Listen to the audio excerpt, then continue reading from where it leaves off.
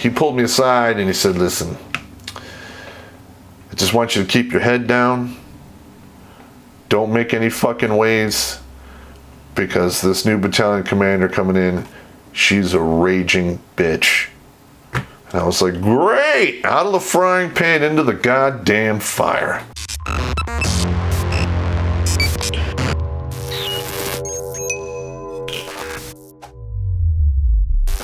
Hello everybody, Terrence Popp here with another episode. Live from the Lair. Alright. I want to talk about female commanders. Up until I went in civil affairs, I had never had a female commander. So I never had to deal with it. So when I went over to civil affairs, and there was a lot of female soldiers in that MOS and officers, it was an adjustment, to say the least. If you get a bad male commander, you can pretty much expect for him to be a dick all the time. All right. And if you get a bad female commander, it is just beyond anything I've ever seen from, dickhead male commanders. I mean, the petty vindictiveness that these women had was just unbelievably, unprofessional, inefficient, and just flat out fucking stupid. Plain and simple. I just couldn't wrap my head around it. Now, I had just for a smidge of maybe a month or two, we had a female lieutenant colonel at the 414. She's long since retired now. She was great, but when I got to know her and I talked to her, I found out why. Is she has 5 brothers and she's like the only girl. So she grew up basically with a bunch of guys or dudes, and she was biologically a female, but her mentality and the way she carried herself was, right there with the dudes. And there was a couple of times she jumped in my shit and yelled at me, and I had it coming. I fucked up. I got yelled at. 3 bags full. Drive the fuck on. Nothing. I mean, that was good to go. And then I had another one, company commander this time. And I'm not going to say her name, but she had done like 3, 4, 5 deployments. Upstairs she was cooked and booked. She lost, like, close members of her family had died, and she didn't want to be the commander, company commander, but Lieutenant Colonel Dina made her, and her heart was in the right place. So, like I said before, if you get an officer whose heart is in the right place, you can pretty much work with everything else, because there's so few and far between. You don't want to risk having them get cast off and get in another fucking asshole up there.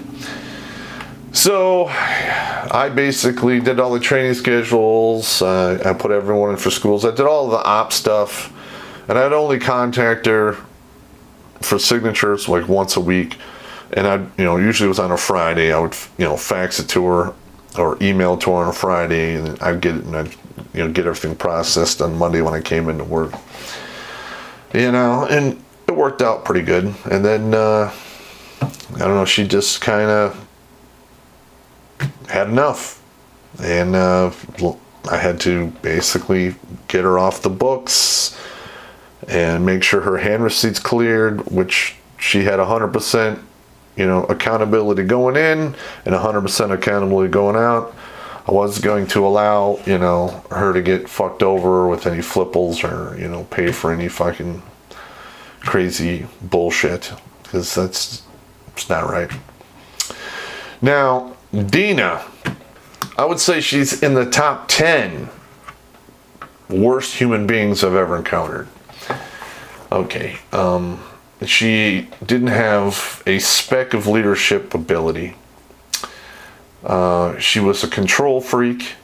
At best, she was a manager, because I can't tell you how many times I met mission, I got everything done that was required of me, but I was still fucked up because I didn't follow the process. And it took me a while to actually work through this whole insanity that she was going through.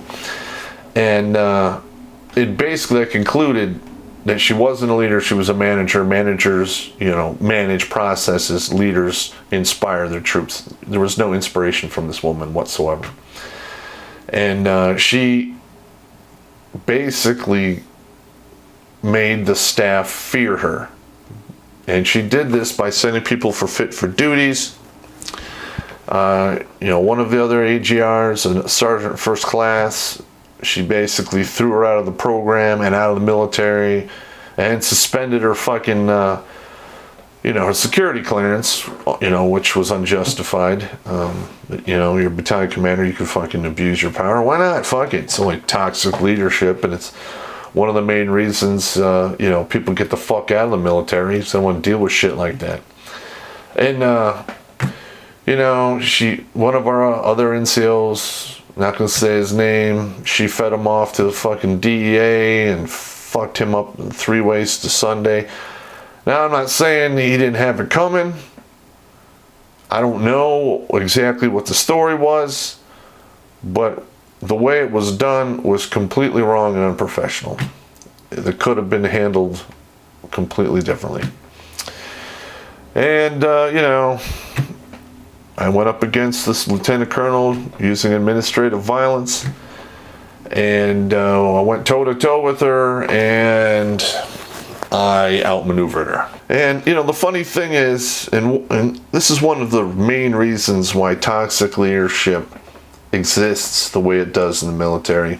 They talk a big game about, cleaning it up and stopping it, but they don't do shit. Their actions don't match the words. Because, I'd filed my IGs, and then I filed a reprisal IG complaint, and then that one was, was founded, okay? Automatically, you're doing reprisals against whistleblowers. I believe that should be a one-way ticket to the door, but it wasn't.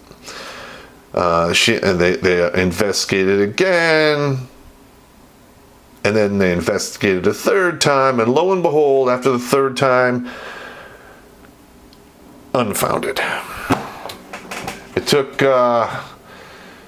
she left, I would say, in 2011, and it took all the rest of 11, 12, 13, and 2014, almost 2015, before, they stopped investigating it.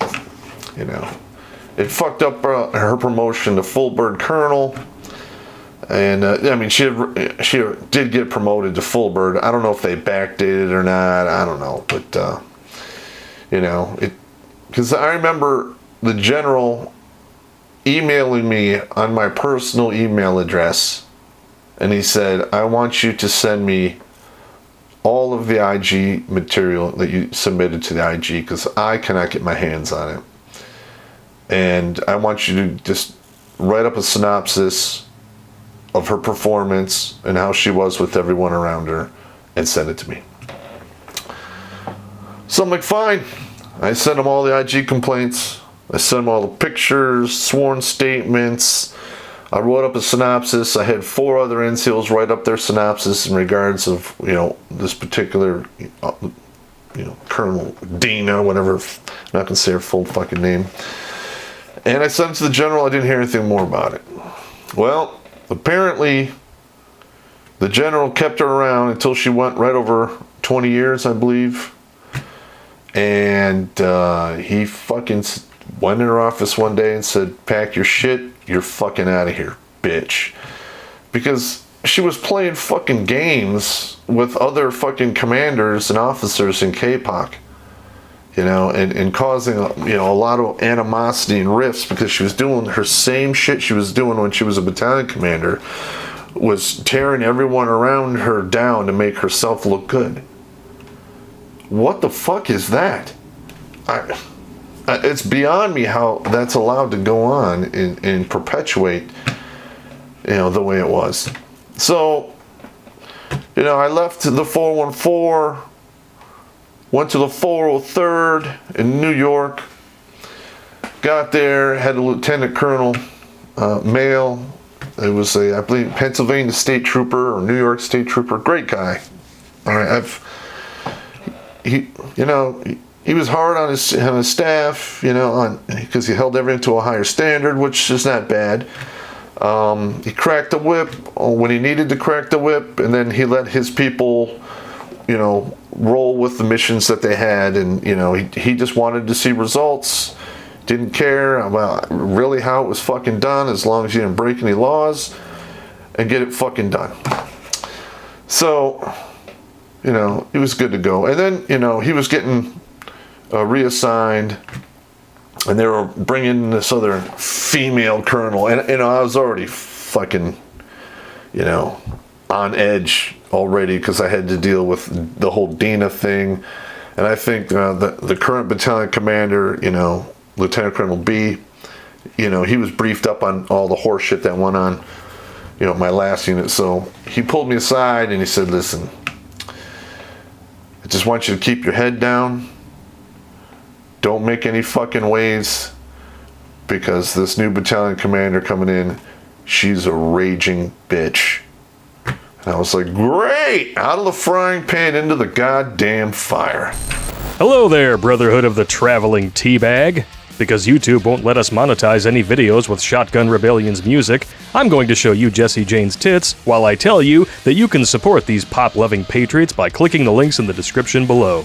Subscribe to their channel, watch their music videos, and show these bearded badasses some love. But luckily, she shows up, Lieutenant Colonel Skee, not gonna say her full fucking name, and then she deployed downrange immediately. She was gone for a year. Didn't have to deal with it.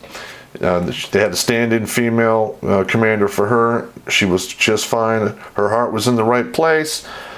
If your heart's in the right place and you're halfway decent, I'll move mountains for you. And that worked out well. And then the year was up. That particular colonel was gone, and Lieutenant Colonel Skee came back from overseas and just started fucking cracking the whip on people. All kinds of stupid shit was going on. And I'm glad I was away from the flagpole. I was like 70 miles away in Utica. This shit was going down in Syracuse, and it was insane. She did talk to her staff differently. Maybe that was a different adjustment from Lieutenant Colonel Dina. She was a little more respectful. She didn't really she didn't turn up the fear knob to 10. She kept it right around 6.5. And there's all kinds of craziness going on. She had her favorites. I was not one of them. And there's a couple times, she jumped in my shit and yelled at me. And I remember she fucking starts laying into me and starts fucking, motherfucker, fuck. And I'm like, whew. And she's like, what? And I'm like, man, it's been so long since I had somebody call me a motherfucker. I'm at home. Because I was a grunt for like 22 fucking years. She smiled, and after that, we kind of got along. My numbers were great, so I didn't have to worry about it. But all in all, I'm not a fan of female commanders. All right. There's one other one I had in there too. It was company commander. Now, this is another one. Her heart was in the right place. Good person. Right? That's rare. It's rare. So, I had arrived at the 403rd and I had witnessed, I wasn't technically assigned to that company. and I'd witnessed what had gone on in like the first year of her command, and there was a lot of basically negative feedback loops going on. They would like fucking feed off their negativity, and it was crazy. It was hard for me to control, or I didn't want to get involved in it. So literally, they reassigned me to this new company, and I cut my order.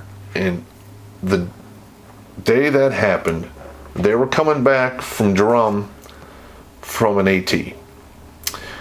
And I remember, I'm in my office doing my deal. I hear the vehicles roll up, and she comes rolling in there, and she's standing like right in front of my office, in front of like, soon to be all the soldiers, because they're putting the vehicles up, and her face is all puffy. She's fucking got tears running on her face, the makeup. I'm like, oh my God, you never ever cry in front of your fucking troops, ever.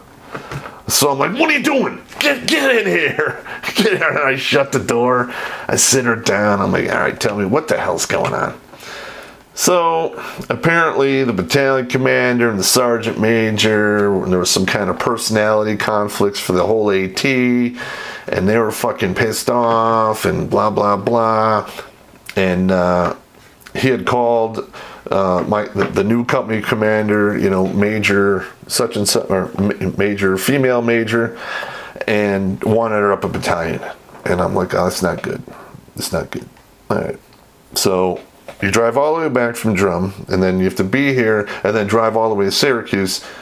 They're not doing that to, shake your hand and slap you on the back. So, I'm like, I'll tell you what, Major, I'm going to have to go with you on this one, So we all get in the car, we roll up there, and I'm like, before you go in there, let me go in there and talk to the colonel, sergeant major, and find out what's going on. So I go in there and sit down, and I'm like, all right, sir, what is going on here? It's my first day assigned to this company, and I have a damn Mexican soap opera going on in here. They just start laughing. They're like, yeah, I know. I go, listen. All right. So they tell me the whole deal, and I'm like, okay. All right. So you're you call her all the way up here to relieve her over basically a personality conflict. I mean, I'm an outside person. I wasn't even there. It sounds to me like it's a huge personality conflict. It's going to cause all kinds of drama. Was she unsafe? No. Did anyone get hurt? No. Any equipment damaged, lost, or abused? No. It's a personality thing. I'm rolling. I'm the UA or the team sergeant now. I will make sure to rein in this craziness so it stops, and we'll leave it at that. So literally, they had written up her letter relieving her of command and all. They're gonna fucking kick her through the fucking goalposts, not for the win. And then it went from that, to just a negative counseling, and about bad attitudes and blah blah blah. So she goes in there, and it went down exactly as I told her it was going to go down. To sign the counseling. It's not a big deal. People have bad days. All good to go. So, that she was there for another year, and I can't tell you how many times, the shit be going on. I'd be like, all right, whoa. Let's dial it down to 6. Let's just look at how this whole thing is here, and we'll attack the problem using logic and reason, and we'll cut the emotions out of it, because that never goes anywhere good. And she basically finished up her command.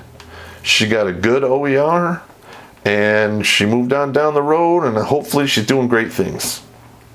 And hopefully she learned a lot, because there was a lot to be taught. And by the end, I mean, she'd improved dramatically from when I first got there to the end of that year when she rotated out of command. She was a completely different officer, And if you're an NCO and you can have that kind of effect on the officers around you, you're a good fucking NCO. All right. And, I learned a lot of lessons in civil affairs, how to navigate all these touchy-feely, crazy personalities, and how to deal with female soldiers. Some of them, I had a couple in the 403rd were just worthless. They never passed PT, they were just shitty. But I had this other one, small little thing.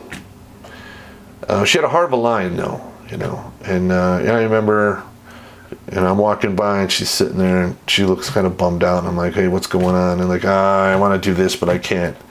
And I'm like, why? Why can't you do it? And I get some cock and bull fucking story. I'm like, yeah, that's not a can't, that's a won't is voluntary. Fuck you, handle your shit. And that's how I talk to him. I'm like, handle your fucking shit. I basically talk to him the same as fucking the dudes. And the same soldier, a few months later, we're at AT and we're firing the 240s. And I'm in the machine gun pit watching, and the soldiers just having all kinds of fucking problems working the machine gun, because it requires a lot of arm strength to pull back the action, especially when you have to change belts or you have to clear a malfunction. And I'm like, I'm starting to get pissed off, like, what the fuck's going on here? And they're like, I can't do it. I'm like, what? I'm like, all right, stop. Why can't you do it? My arm's not strong enough. All right, and the book is right there, and I look it up, and I'm like, okay, so are you going by the picture here, where you just use your fucking arm? Huh? How about you grab it with your fucking arm and get your knee up there and use your whole goddamn body? So that technique worked. After that, never had any problems. I watched her roll through about 600 rounds of fucking 7.62, and I love being there when the machine guns are fired. It just... It always just brings my morale up like 2 or 3 points, And and I remember the advice I'd give this particular soldier, and she was going to go down range. And I said, listen, all right, you're going to the real world, and you're going to leave here where you follow hundreds of regulations and laws subconsciously throughout the entire day, to a world where almost none of that exists. In fact, the 10 Commandments, fuck them, leave them back here. And then she's like, well, and she was all fucking freaked out. I'm like, listen, you come up against another soldier on the 2-way rifle range. You got to do 3 things to survive, to win. You got to be quicker. You got to be more accurate. And you have to be absolutely fucking ruthless, because they will do that to you. Be first. And as far as I know, she's I haven't heard any. Apparently, I haven't heard anything bad, and hopefully everything's working out for her, and she's driving on. But yeah, it's the female commander fucking saga. Let me tell you. And I've had some weak male commanders, but I've never had any male commanders cry. I never had that. It was fucking weird. I've had male commanders have a berserker moment, and I had to basically like intervene, to keep it from getting to monumental epic proportions. But I don't know. That's just my take on it. I could be completely wrong. But of all the female commanders I've had, I would say 20% of them, one was excellent. Another 10-15% of them were okay because their heart was in the right place. The rest of them were fucking just vicious, incompetent, emotional wretches. Just being honest here. All right, gentlemen, that's me. You guys take it easy.